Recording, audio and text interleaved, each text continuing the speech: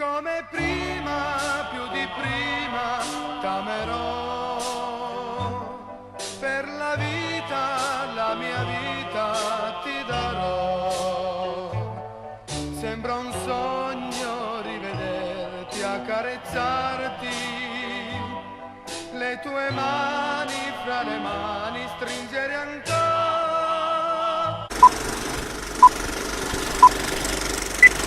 Welcome to day 2 of the Venice Film Festival, and I'm facing yet more challenges that are testing my professionalism to the limit and beyond.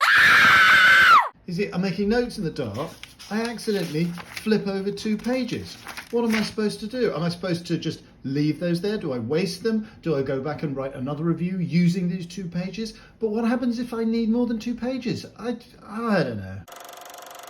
I suppose you could flip forward for the 3rd page, but then you lose your place. Anyway, we rise above it.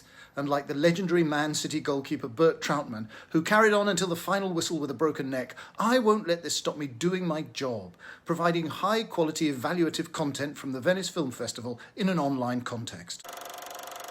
A tremendous film has been unveiled here at Venice, with superb performances, superb sound design, superb cinematography, in a way made all the more tremendous for the slight touch of melodrama and absurdity. It is Tar by Todd Field, starring Cate Blanchett as Lydia Tarr, the terrifying and imperious principal conductor of the Berlin Philharmonic, fictionally, passionate, demanding, and heading for a crisis, or a crack-up, or a creative breakthrough. Time is the thing. Time is the essential piece of interpretation. You cannot start without me. I start the clock. However, unlike a clock, sometimes my second hand stops, which means time stops.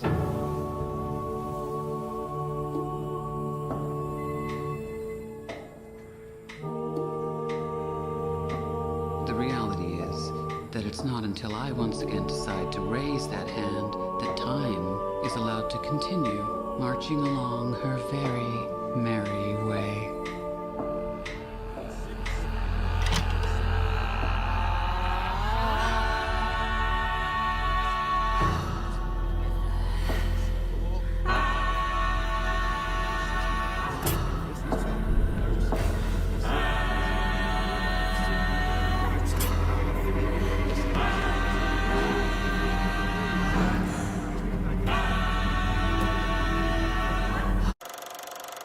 No one but Cate Blanchett could have delivered the imperious hauteur necessary for this engrossing movie from writer-director Todd Field. No one but Blanchett has the right way of wearing a 2-piece black suit with an open-neck white shirt, the right way of shaking her hair loose at moments of abandon, the right way of letting her face become a Tutankhamun mask of contempt.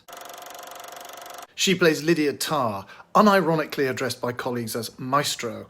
Carr is charismatic, autocratic, with a rock star prestige and an international touring lifestyle approaching that of the super rich, and she's now very keyed up as she approaches her new challenge, a live recording of Mahler for Deutsche Grammophon.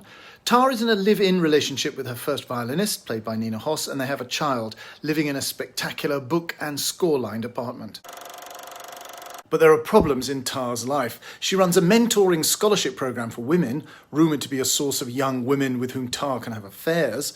Her assistant, played by Noémie Merlan, is someone else she's keeping on an emotional string. Tarr is being stalked by another mentee who has become obsessed with her and has furthermore conceived a tendresse for the new Russian cellist. Meanwhile, her guest masterclass at Juilliard goes horribly sour when a young student, identifying as BIPOC pangender, presumes to dismiss Bach on ideological grounds, and Tarr humiliates this young Gen Z. And all the time, Tarr suspects that there is something wrong. She is twitchy, paranoid and insomniac. We know from the outset that she is being spied upon.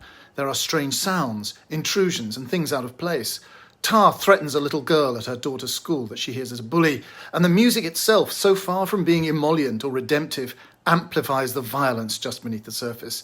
I'm not sure about the film's big finish, but what a fascinating looking, fascinating sounding film, and what an amazing performance from Cate Blanchett. That's it from me in my scuzzy hotel room for the time being. Just a word now to say that you must subscribe to this channel if you haven't yet. And if you're thinking of not subscribing for some immature non-reason, could I please ask you to just grow up, Hit that subscribe button and you'll feel a flush of gratification suffuse your entire body, and that's guaranteed. See you here tomorrow.